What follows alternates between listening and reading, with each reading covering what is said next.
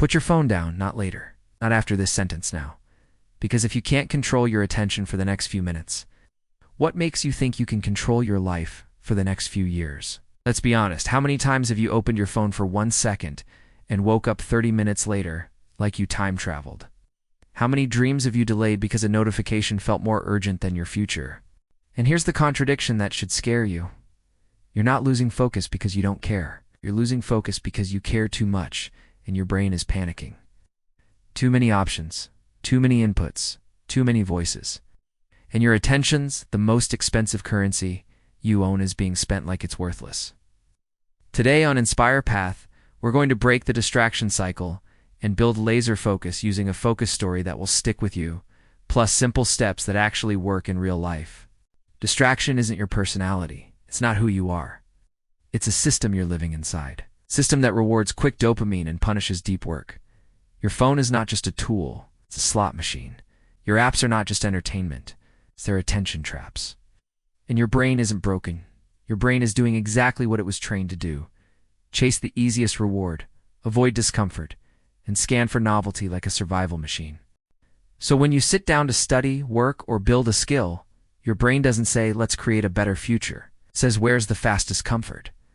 And the comfort is always one swipe away. That's why you can have big goals and still feel pulled like a puppet.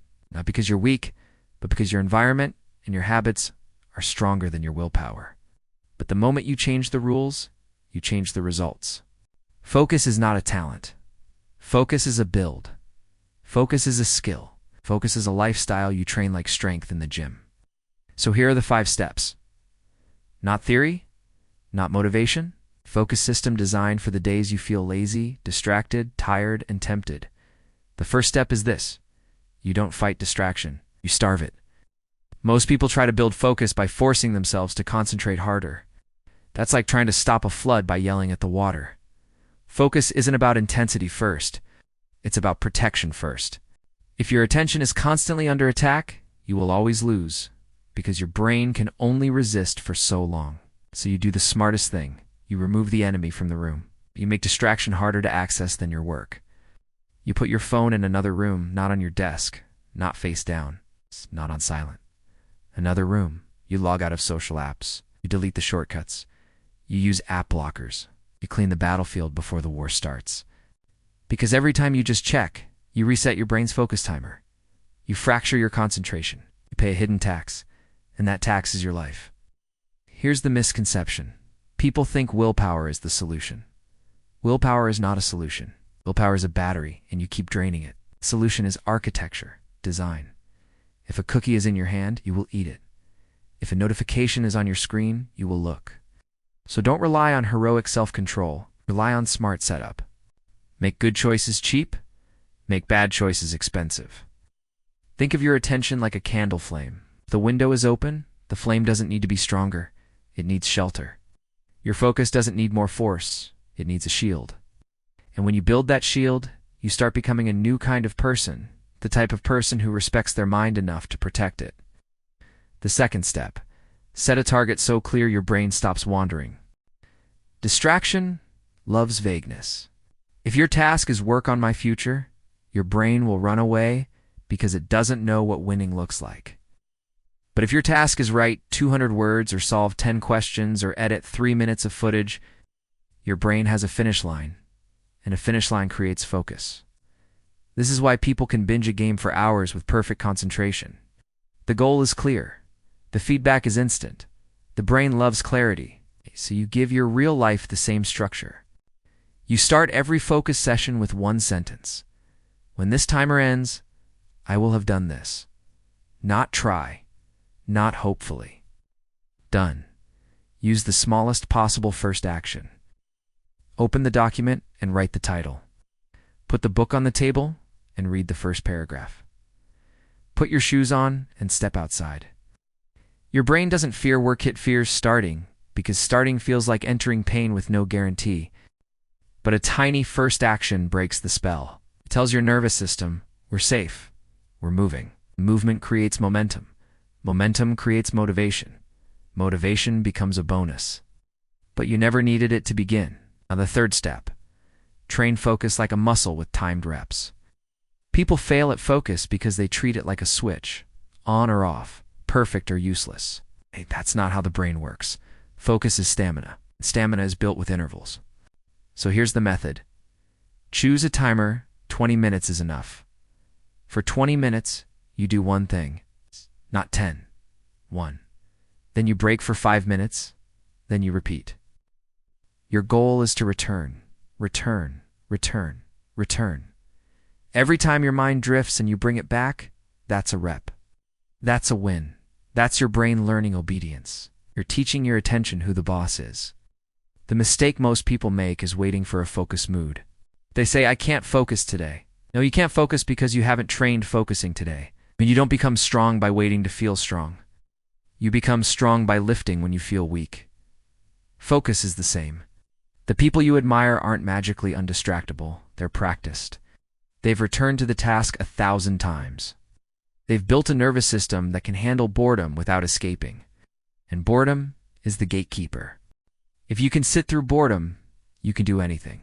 If you can't sit through boredom, everything owns you. The fourth step is where laser focus becomes real. Remove the emotional trigger behind distraction, because distraction isn't only about apps. It's also about escape. Many times you don't scroll because you're bored. You scroll because you feel something you don't want to feel. Anxiety, pressure, self-doubt, the fear of doing it wrong. The fear of failing in public, the fear of not being good enough. So your brain offers you a warm exit, a funny video, a quick chat, a random refresh. For a moment, the discomfort disappears. But later it comes back stronger, because now you also carry guilt. So you have to learn the focus skill nobody talks about, sitting with discomfort without running. When you feel the urge to check your phone, pause and ask, what am I trying not to feel? Name it. I'm feeling overwhelmed.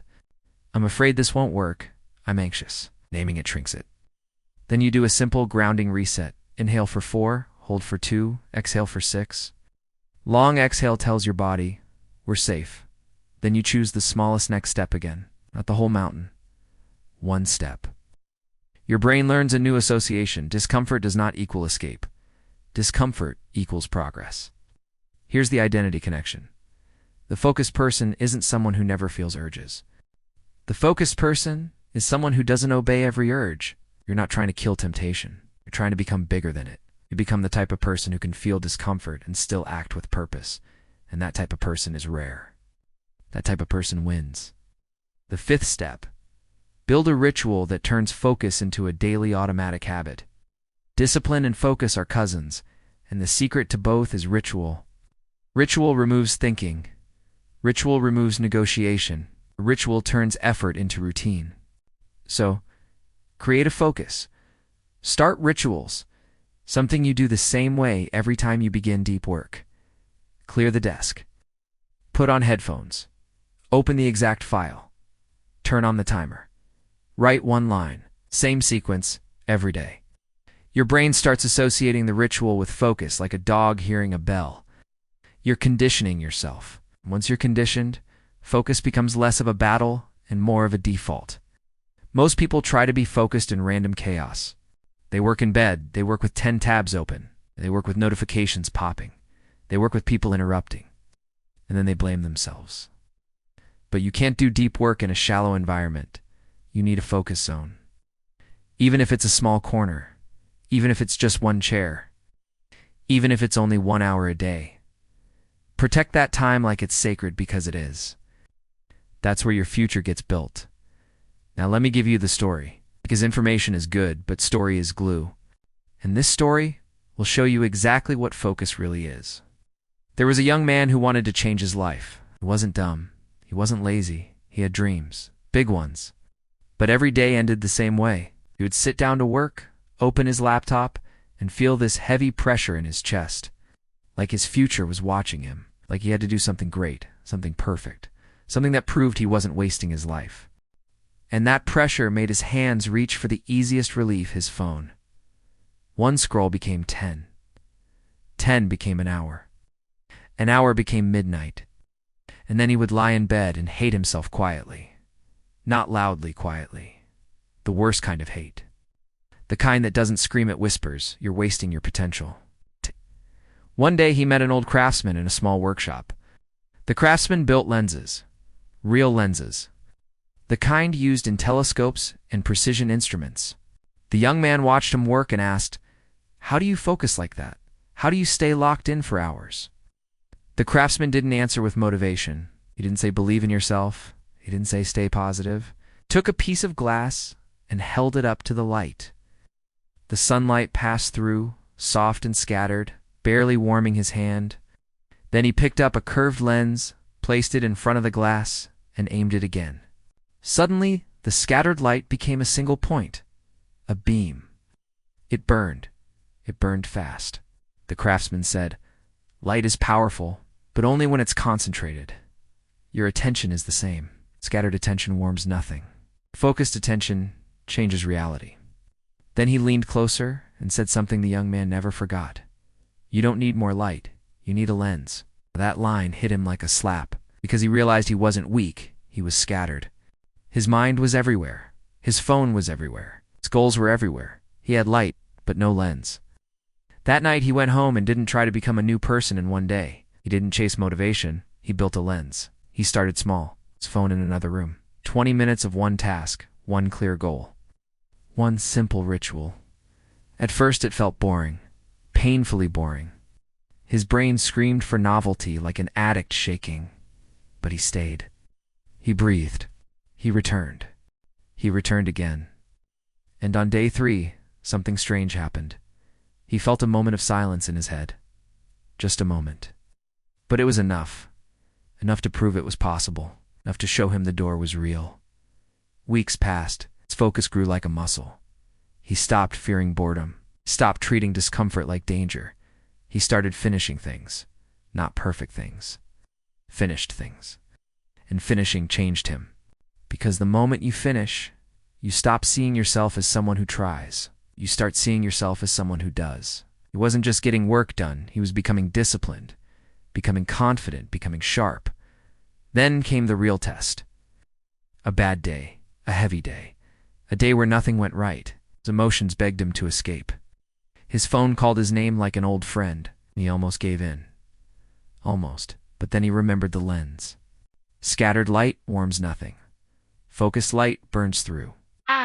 He set the timer for 20 minutes and told himself, "I don't need to win the day. I need to win this block." And he did. 20 minutes, one task, no drama, no motivation, just identity. He proved something to himself that day. Focus is not a feeling. Focus is a decision you repeat until it becomes who you are. That's the turning point for you too. It's not when you suddenly become perfect. It's not when distractions disappear. But when you stop treating distractions like fate and start treating them like something you can design around. When you stop saying, "I can't focus," and start saying, "I'm building focus." When you stop looking for motivation and start building a lens. Now imagine your future self with this lens installed. You wake up and your phone no longer controls your first hour. You sit down and you don't drift for 40 minutes before starting. You start fast because your ritual pulls you in. You work in blocks, and each block stacks like bricks. You don't panic when boredom appears. You don't run when discomfort shows up. You breathe, you name it, you return. And day by day, your output becomes your confidence. Your confidence becomes your calm. Your calm becomes your power. You become the type of person who finishes. The type of person who doesn't need perfect conditions. It's the type of person who can lock in while others scroll. The type of person who builds quietly and wins loudly. And here's the beautiful part. When you build focus, you build time. You build options. You build freedom. Because the world is full of people who are busy and distracted. But the person who can focus is rare, and rare people get rare results. So here's your simple focus blueprint. Use it today. Remove the enemy. Phone away, notifications off, friction added to distraction. Set the target, one clear outcome for the next block. Train in reps, 20 minutes, one task, 5 minutes break, repeat. Handle the emotional trigger, name the feeling, breathe, take the smallest next step. And build the ritual. Same start sequence, same time window, same place if possible. You do this, and your mind will stop being a crowded market. It will become a clean road. Now a closing thought to carry with you. Your attention is your life in liquid form. Wherever it flows, your future grows. If you let the world choose where your attention goes, the world will choose what you become. But if you choose your attention, you choose your identity.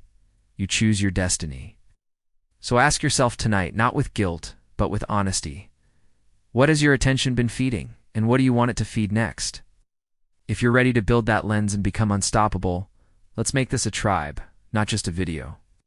Like this, if you felt the truth in it, subscribe to Inspire Path, because we don't just talk motivation, here we build systems that change people. And comment one thing. What is your biggest distraction right now? And what one rule are you setting today to control it? Write it down. When you name it, you tame it. When you commit publicly, you follow through privately. Remember, scattered attention warms nothing. Focused attention burns through.